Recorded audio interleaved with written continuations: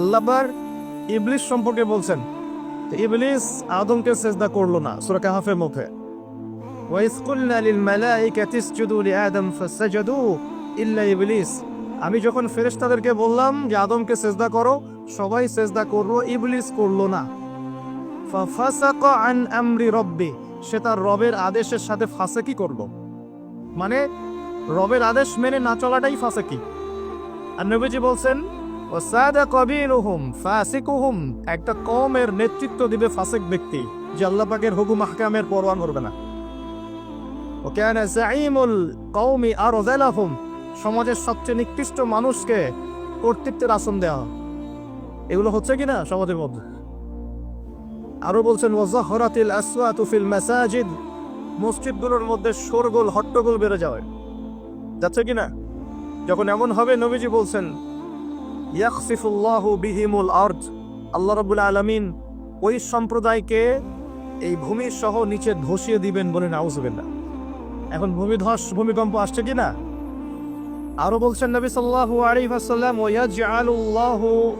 ওয়ায়াজআলুল্লাহু মিনহুমুল কিরাদাতা ওয়াল খানাজির, আল্লাহ রাব্বুল আলামিন তাদের মধ্যে কিছু মানুষকে শুয়োর এবং বানর বানিয়ে দিবেন বলে নাউজুবিল্লাহ।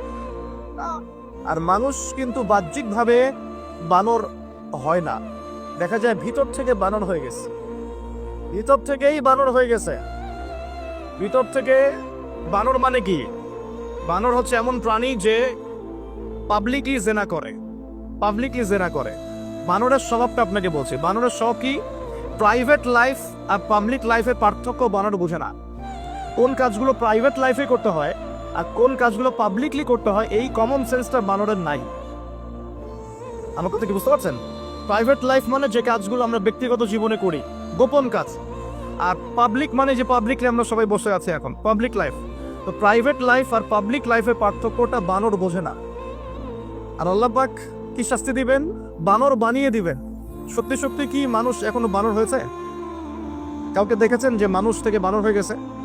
এমন কি হয়েছে এখনো? শুধু সূরা বাকারা একটা দলিল আছে, শনিবারের সীমা লঙ্ঘন করার জন্য আল্লাহ পাক বনু ইসরাইলদের একটা দলকে মানুষ থেকে বানর বানিয়ে দিয়েছিলেন। এই একটা দলিল কোরআনে পাওয়া যায়। এই উম্মতের মধ্যে কখনো শুনেছেন উম্মত মুহাম্মাদের কোনো ব্যক্তি মানুষ থেকে বানর হয়ে গেছে? এটা হতে পারে মানুষ ভিতর থেকে বানর হয়ে যাবে, অর্থাৎ পাবলিক লাইফ আর প্রাইভেট লাইফের পার্থক্য বুঝতে পারবে না।